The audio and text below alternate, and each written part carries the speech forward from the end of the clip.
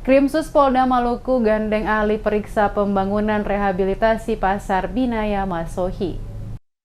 Direktorat Reserse Kriminal Khusus Polda Maluku terjun langsung ke Masohi, melakukan pemeriksaan pembangunan rehabilitasi Pasar Binaya Masohi pada Jumat 24 Juni. Dalam pemeriksaan fisik bangunan tersebut, Krimsus menggandeng tenaga ahli dari Politeknik Unpati untuk melakukan perhitungan intensif terhadap proses pekerjaan proyek senilai 11,4 miliar rupiah tahun 2021 tersebut. Kehadiran tim Krimsus bersama tenaga ahli diduga untuk menyelidiki dugaan korupsi pembangunan rehab Pasar Binaya yang terletak di tengah jantung kota Masohi, ibu kota Kabupaten Maluku Tengah tersebut. Pantauan DMS Media Group di lokasi Dinas Perindustrian dan Perdagangan Maluku Tengah serta pihak ketiga yang mengerjakan Pasar Binaya yakni PT Kajuara Mandiri juga turut dihadirkan pihak Polda Maluku saat proses pemeriksaan fisik Pasar Binaya. Panit Subdit 3 Tipikor Krimsus Polda Maluku Ibtu Freddy B. Samale yang dicegat sejumlah wartawan saat keluar dari Pasar Binaya Masohi membenarkan tujuan datang untuk pemeriksaan fisik bangunan hasil rehab pasar tersebut.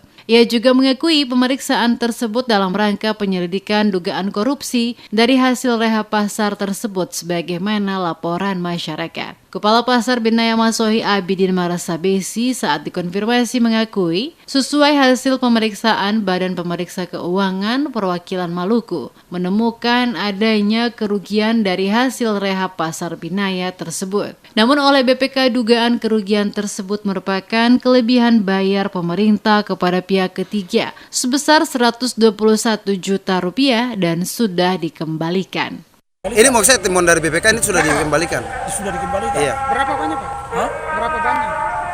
121 juta. 121 juta. Harusnya berapa banyak? Hah? Harusnya berapa yang harus dikembalikan? 121 juta itu saja. Oke. Apa yang dilihat? Apa yang dilihat pengembalian itu? Apa? Pengembalian itu apa yang dilihat sehingga harus dikembalikan? Item-item apa yang menjadi itemnya itu mungkin yang di kaca dan lain-lain? Saja, langsung ada sesuai.